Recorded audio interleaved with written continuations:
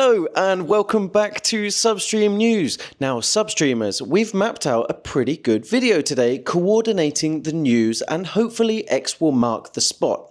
Today's theme is maps. Let's go. Maps.google.com or co.uk or wherever you are. Now, I've been typing in this web address for decades, literally since 2005 when Google launched Google Maps. Now, you can go there and find directions, find local places to eat, find cafes, find information, ratings, reviews, photos, pretty much anything. It's a wonderful resource. We can all agree on that. Well, now it has a big rival. Apple Maps. Yes, Apple has brought their mapping technology to the web and it's currently in beta testing. Now, if you want to join the public beta, you don't need to sign up or anything. You just go to beta.maps.apple.com and it's right there.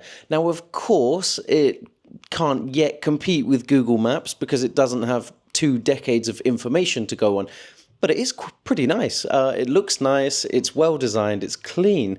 And, for those who use Apple products, this is an interesting moment. Of course, you could synchronize your browser mapping experience with the app. So here's some data that you need to know. Currently, it's only accessible in English and with Safari and Chrome on Mac and iPad, as well as Chrome and Edge on Windows PCs. Now, they're working on additional languages, additional functionalities, features, support, and platforms, all that sort. As you can imagine, Apple know a thing or two about developing a really good experience. So I tested it out, of course. Naturally, I'm excited when great, accessible, innovative new technology comes along. While it's supposed not that innovative, UI and UX are very good. It's very clean, but it's missing many of the features of Google Maps, which is to be expected.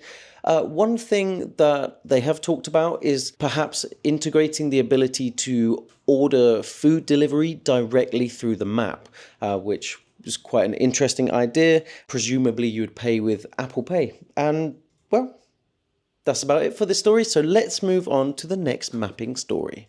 NASA and NASA's Perseverance rover spaceship thing is observing Mars, and they believe that they may have found signs of life. Not living right now, but signs that there could have been life a long time ago. Allow me to explain. Okay, so NASA believes that it's found biosignatures, and that's signs of microbial life in a rock.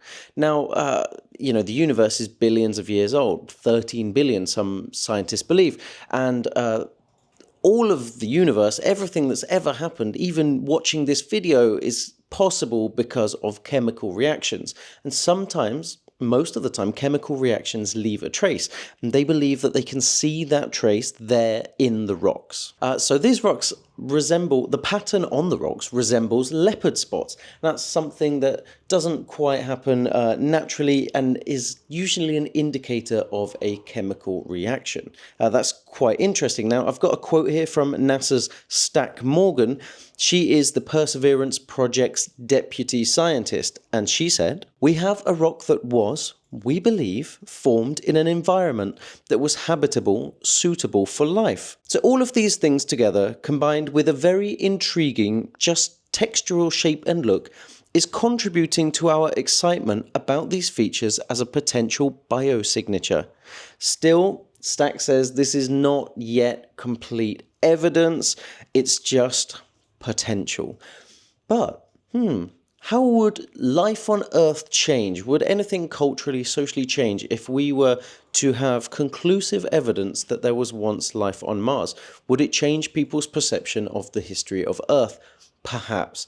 Although I think talking, thinking, sentient, feeling aliens would have a much bigger change than some microbes or bacteria on a rock. But who knows? Let's wait and see what NASA confirms. Let's move on. Oh, this story. I saw this quite a few times across social media. A teenager, a 17-year-old from Bennett, Nebraska, has put his town on the map for all the wrong reasons. He was trying to get internet likes. Now, you can admit to yourself or not, a lot of us do go on the internet looking for validation. But not many of us will try and derail trains from train tracks. But this guy did. Here's what happened. Okay, so yeah, he found some switches and he was able to derail trains. And here's how he did.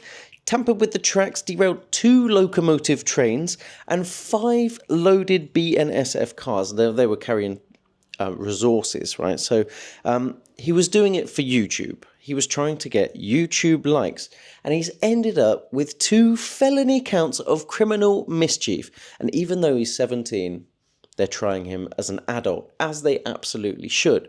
Now you're probably thinking, how much damage was that?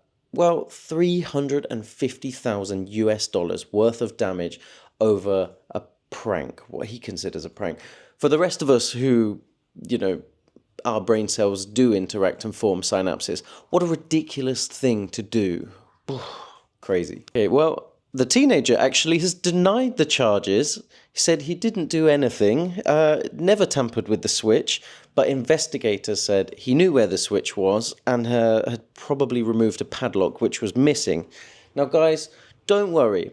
I do want internet likes, I do want your validation, and I want your support, and I would love for you to subscribe to this channel, but I am not going to derail any trains, and I will not put myself in danger.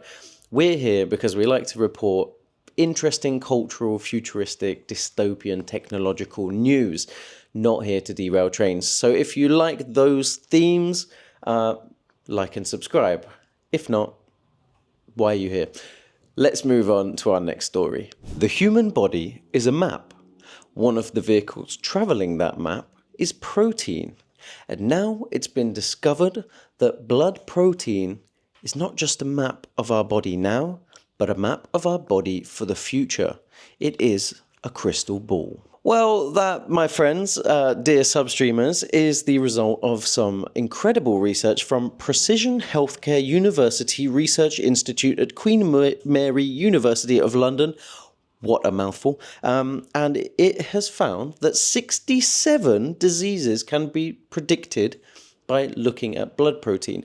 Now, we're talking about predicting future diseases, not diseases that you have right now. Here's the incredible thing. Not only can it tell what diseases you may have in future or are likely to have, 52 of those 67 diseases are better identified by the blood protein test than by traditional clinical test and analysis. That is remarkable and that is newsworthy. Yeah, so scientists believe that this is a crystal ball into the future and can help you look 10 years ahead, roughly, at what diseases or illnesses or ailments you may develop in your body. And of course, if you know that information, you can counteract it or try to. You can make changes to your health, to your daily life, your routines, and all because of blood protein tests. Now, I will admit this story is very scientific and health data based. If you're into that and you understand those terms and technologies, because I don't always, and I know you guys probably will, like always, I put the links to all of these stories in the video description so you can go and do further reading. We love to share our sources as we should. Let's move on to our final story. Finally, on a lighter note, of course, another mapping story. It's a pin to put in your map, and it's a mocktail bar. Yes, now I'm sure you're familiar with bars and cocktail bars and beer bars and all that kind of bars, but mocktail bars are the trendy new thing and they're popping up all over the US. Now, I don't live in the US, I live in Asia, and so I looked on my map, is there a mocktail bar near me? And I was surprised to see that there was. I said, oh, that's strange, I didn't think there would be. And they are growing with increasing frequency, much like games cafes.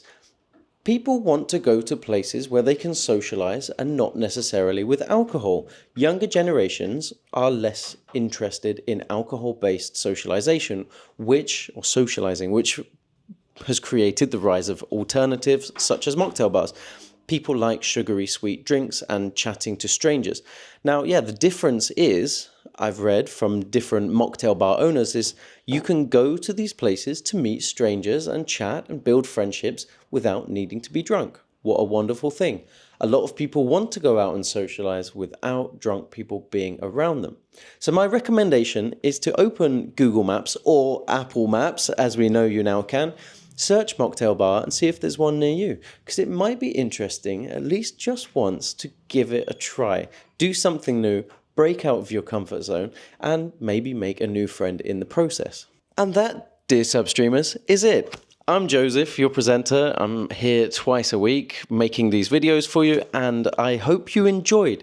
If you did and you like my energy and my style of presentation, I kindly ask you to scroll down just a few inches and click subscribe, because it really helps our channel grow. We've been getting some subscribers recently. Thanks for all your comments, likes, shares, everything. We really appreciate it. Let's go to the moon. Put Substream on your map. We'll see you next time. Bye-bye.